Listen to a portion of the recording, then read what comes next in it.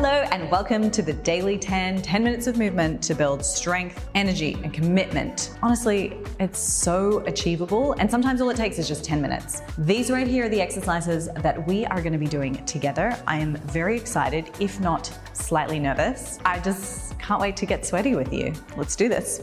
Today, as you guys know, is all about strengthening and lengthening. This is our day where we work on flexibility and strength at the same time. So we're moving through those end ranges, we're moving dynamically, we are getting a stretch, but we're also asking our body to contract at those end ranges. So today, I ask you to really be mindful of how deep you go into certain things. See if you can push that depth without compromising form in certain ways. You'll notice I'm also not wearing any shoes, and the reason for that is that I want you to start to work through your feet. We love training in shoes. There is a time and a place for shoes for sure, but there's also very much an argument for training without, so that you develop all the muscles in the feet and also in the ankles and the calves. You don't have to do that. It's just a suggestion, but a highly recommended suggestion. Ready? We've got our 5 exercises today. The first one, squat, step back lunge. Let's go. Squat, step back, come back into the squat, step to the other side. Now, you'll be potentially more balanced on one side than the other. And the reason we alternate is to just help us build that coordination and balance on both sides.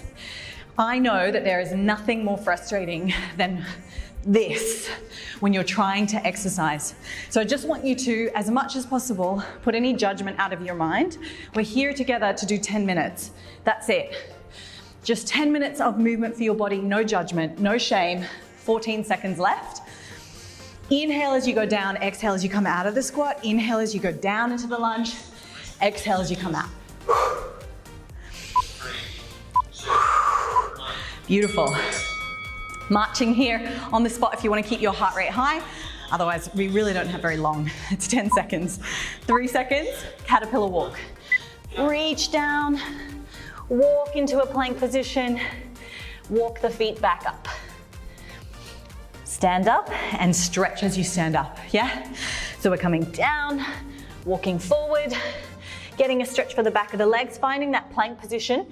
And then as you step the legs up, see if you can keep your legs straight. As you come up, drive, almost like you're doing like a stiff leg deadlift.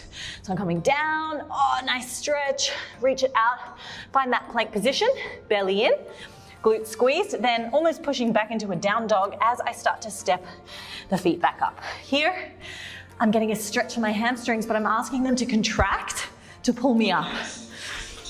Reach and stretch. Beautiful. 10 seconds of rest. So we're going to come straight back down to the floor. We've got our pigeon fold. So come into pigeon pose. Now from here, I'm dropping down and then I'm driving up. Now, if this variation is too tricky for you right now, if you feel it clunky in your knee, I want you to move into the 90-90 position instead.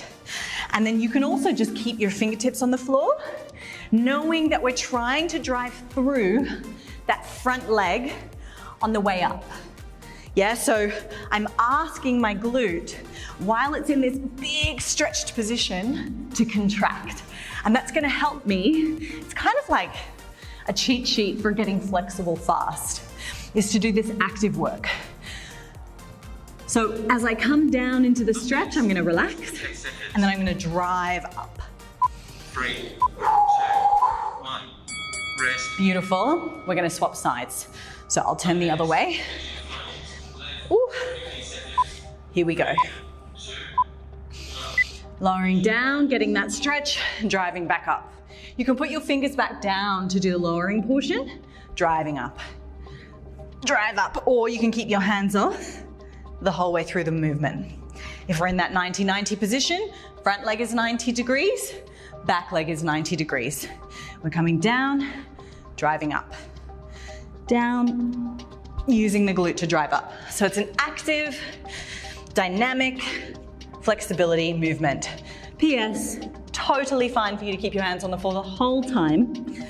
if you want to, and just trying to think about driving the leg down to the floor. Exhale to come up.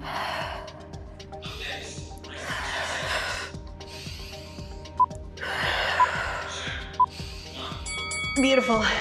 Resting here. And we've got our wide leg good morning coming up next.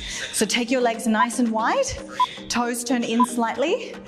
So a good morning, I keep my back flat, I let my hips move back, and I really aim to keep my legs straight. So I'm thinking about legs going back, driving up. Lock out the legs. Don't let them be bent. Don't let your spine bend either. Minimize that. So really stay as long as you possibly can. Hips driving back, squeeze the glutes to get them forward. You should feel a nice big stretch of your hamstrings as you go down, maybe even your adductors as well, inner thighs. We're just gonna really keep driving the hips back. And then as I come up, I'm asking my hamstrings and my adductors to contract, to pull me back up. Beautiful. Resting, and we move back into our alternating squat. Ready? Toes turned out slightly. 2, 1. Let's go. I'm going to move to the left side first because it's definitely my wobbly side. And it's my wobbly side because I've spent so many years demonstrating on the right side in yoga classes and then walking around and not demonstrating on the left side. But it's also because I happen to have injured this left side a lot in jiu-jitsu. I broke the bone in the foot, one of the many bones, but still, nonetheless, I found it so hard to rehabilitate because it's just so frustrating and you tend to avoid things that are frustrating, right? Really sink deep into that squat and please watch out that this isn't happening. So yes, we're strengthening and we're lengthening, but if you find that you're like this, you need to back out of that depth. 3, 2, Almost there. 1. Good, 10 seconds of rest. We've got our caterpillar walks now. Nice big breath in through the nose, nose breathing if we can. Let's go. Stretch, walk it out. Push back to a sort of down dog. Push the heels down as you walk. Drive it up. Now you can keep going if you have space. I'm gonna turn around, come into that down dog. I'm gonna push back, stretch, stretch, stretch the back of the legs, driving up. Keep it nice and dynamic. Pressing back, stretch into one side, push, and see if you can get those legs all the way up to the hands. That's the challenge there is if you're feeling super stiff, obviously when you start to walk the hands, the feet up to the hands, you may find that you need to get the hands back to the feet to come back up, and that is totally okay. 3, 2, 1. Beautiful. I'm gonna move straight into my pigeon position. Next. Getting ready Right. for my pigeon folds. 3, 2, 1. Let's go. Pigeon folds. Driving, Right. lift up. Coming down, driving up. Coming down, driving up. Coming down, little pause at the bottom too, just to really own the stretch and then asking your body to contract on that way back up. Drive it up. Inhale. Drive it up. Good. Drive it up. You can keep your hands on the floor. And by the way, if you're kind of like, whoa, I haven't done pigeon in a while, and you just want to pause for a sec and hold it here, be my guest. Like make this your own practice, but just know that we're doing it together, right? Sometimes that's all we need. Next. Rest for 10 seconds. Inhale. Drive it up. 2, 1. Beautiful. Release. Changing sides. Up next. 90-90 if you're finding that you're getting any sensation in that front leg, squaring off the hip. Good. Coming down and I'm driving back up. Oh, I'm actually going to sit in this just for a second, just to let my body accept the position.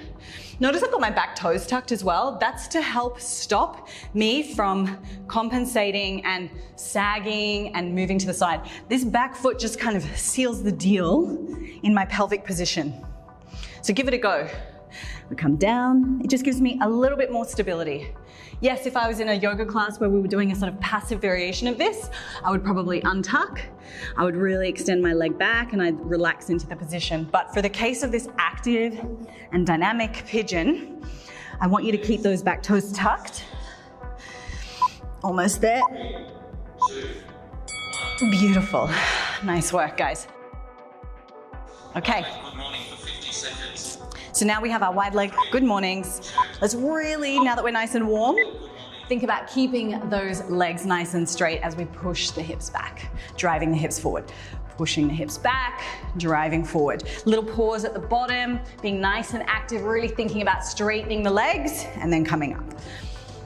You can even extend your arms to get a little bit more weight on the back of the legs. But really think about contracting as you come up. You can go wider if you want, if you're working more with those adductors, if you really want to work on the flexibility of the inner thighs. But if you're working more on your hamstrings, you can even just do good mornings. We can do them even one leg at a time. And you'll obviously come to this with our programming over the next few weeks. But really driving the hips back and then driving up. Reclining choice. So good. Well done. Let's come onto our backs. And we'll finish up with some dynamic twisting work. So hug the knees into the chest, roll onto one side, stack the knees, and then from here, arms extended, we're going to reach up and around. Breathing out as we move through the twist. So forward, up, around, and exhale. And I just want you to really drive the knees forward as you do that. That's that way. Let's bring our legs back to center. Come over to the other side. Stack the legs. Arm reaches forward. Trace that semicircle up and around. Exhale. Watch what happens to your top leg. Really make sure that as you start to move into the twist, that top leg's not kind of coming off or sagging back. Keep them stacked. Reach it up and around. Strengthen and legs are completely free. 2, Beautiful. 1. Your timer is complete. We're done. Well done. How are you feeling? How's your body feeling? Can you do this? Can you do this? Test it out. Feel your body. Yeah. Yeah. Yeah. Woo. Don't do that last one unless you're really ready to do that. I don't want any hamstring tears on like day 5. Wow. Well done. That's all it took. You smashed it. We just did it. We did it. We're done.